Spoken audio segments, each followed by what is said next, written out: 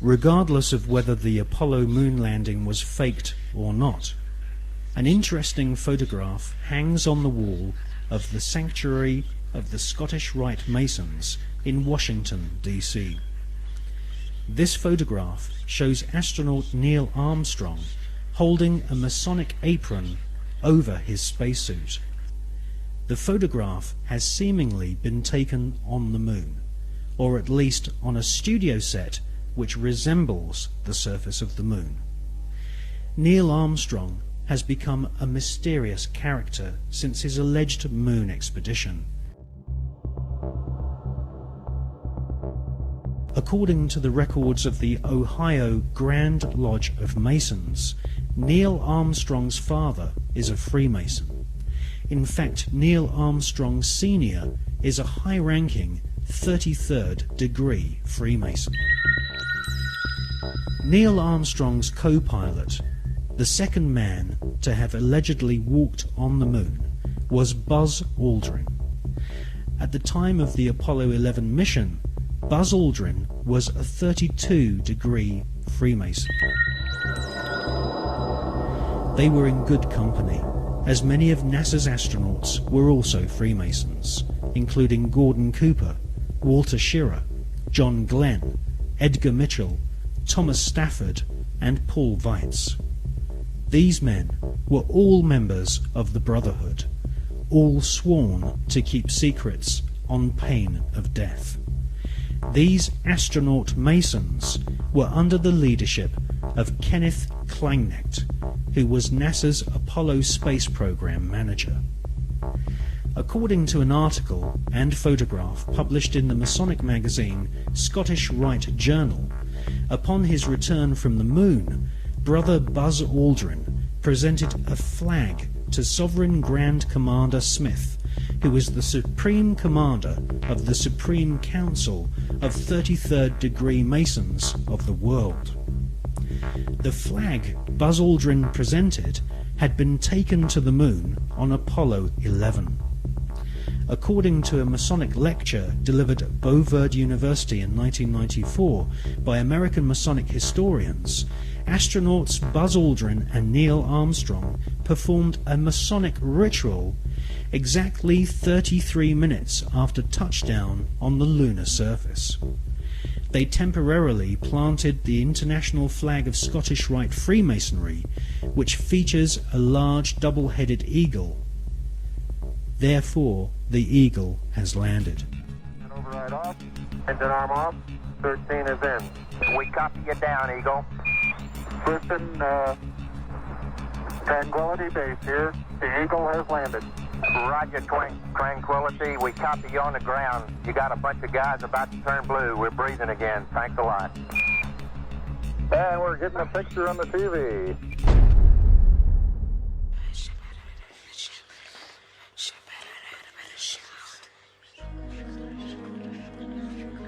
The short Masonic ritual Armstrong and Aldrin allegedly performed declared the celestial body of the moon to be the property of the Masonic God. Who is the Masonic God? As confirmed by former Supreme Commander of the 33rd degree and Grand Wizard of the Ku Klux Klan, Albert Pike, the Masonic God is Lucifer.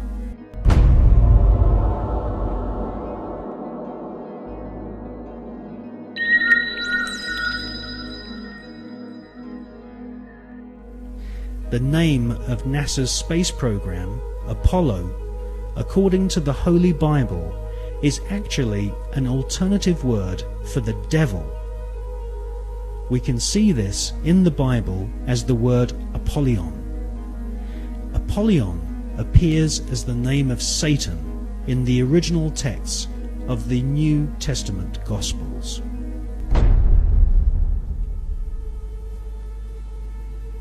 Like Christopher Columbus and many explorers before them, Armstrong and Aldrin used a flag to claim territory for their monarch. Upon their return, NASA Space Program Manager Kenneth Kleineknecht invited the Apollo crew to a secret Masonic ceremony which saw Kleineckt's brother be appointed to the sovereign Grand Commander and titular head of all Scottish Rite Masons throughout the world.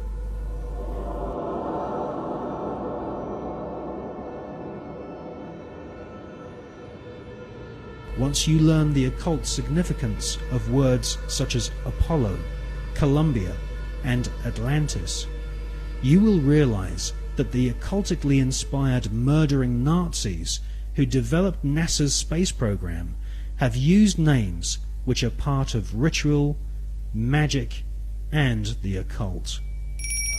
Hawati en Tawi, Tem Jafar Kau, Tarpen Mof, Mof, Taef, Sem F, Menemenet F Nebet, Hayat Nebet, Henenet Nebet, Jedefuet F, Awet F Haset, Semau M Sanuet.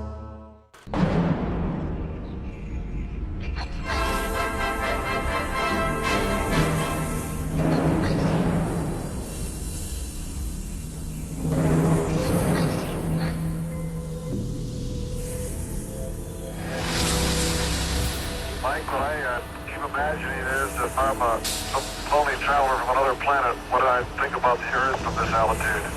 Whether I think it'd be inhabited or not. You don't see anybody waving, is that what you're saying? Well, I'm just kind of curious whether I would land on the blue or the brown part of the Earth. On the dark side of the moon, the secret face of our satellite planet, which only a few men in living history have ever seen, there lies a star-shaped crater called Parsons Crater, named after the rocket scientist John Parsons. John Parsons is known by several names. He was born under the name Marvel Whiteside Parsons and soon became involved in the occult. Charles Taze Russell, who invented the Jehovah's Witness movement in America, predicted that the beginning of the end of the world would commence on October 2nd, 1914.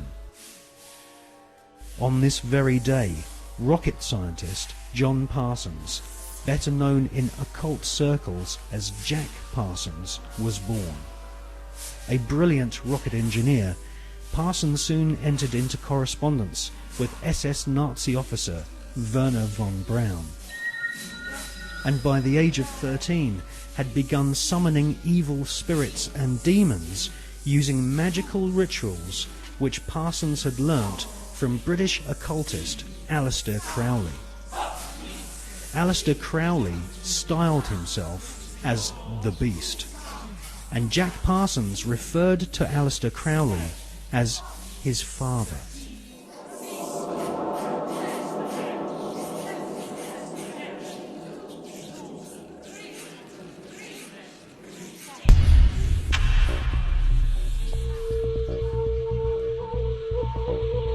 Grand Master of the Priory de Sion, Jules Verne, had written several books which strongly influenced the mind of the young Jack Parsons. In 20,000 Leagues Under the Sea, Jules Verne prophesied the invention of a submarine vehicle which could wage war from the depths of the oceans. In newspaper reports read by the young Jack Parsons, he saw German U-boats launching futuristic torpedoes, travelling under the sea and causing death and chaos. Young Jack Parsons wrote in his journal that if the French author Jules Verne's submarine was a tangible possibility, then why not the rocket ship which travelled to the moon and back in Verne's other books? For most of Jack Parsons' adult years, he was an adept of occultism and a distant disciple of Aleister Crowley. When Crowley visited California and gave the go-ahead to form a new chapter of his OTO Satanic Secret Society, it was Pasadena, the hometown of Parsons, which was chosen. Jack Parsons developed and patented several liquid and solid fuel rocket engines. His patented designs are still being used to this day on intercontinental ballistic missiles such as Polaris and the Space Shuttle. The Polaris nuclear missiles use Parsons rocket technology, which has a pentagram-shaped void impressed into the solid rocket fuel to aid faster burning. Parsons also patented an acid aniline mix, which was used on the first generation of Titan nuclear missiles, used to deliver deadly warheads and also used for high-level atmospheric tests.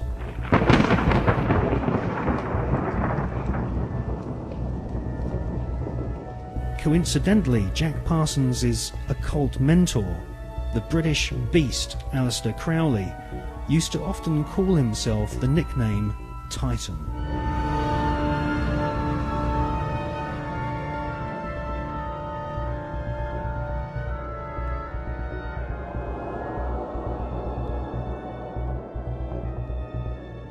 On April the 15th, 1942, Parsons demonstrated a plane powered by 2 liquid fuel rocket boosters at Edwards Air Force Base.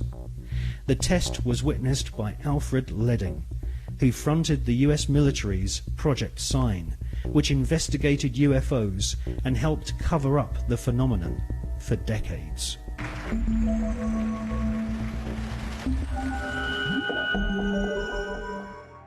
Jack Parsons revered the English Satanist Aleister Crowley, and eventually became the leader of one of Crowley's secret cults called the OTO. The OTO, or Ordo Templi Orientalis, claims descent from the Bavarian Illuminati, which had been revived by Adam Spartacus Weishaupt on May 1st, 1776, and had approximately 2,000 members in Masonic lodges in London, Paris, Copenhagen, Amsterdam, Munich and Ingolstadt. The Illuminati was essentially controlled by European, Germanic, Jewish aristocrats, who sought to replace the church, government system and national identity of nations with an Illuminati-controlled superstate. The Illuminati was eventually outlawed in Europe, and the founders fled to America. They then fragmented their maverick secret society into fraternities operating from the campuses of Yale, Harvard, and Princeton.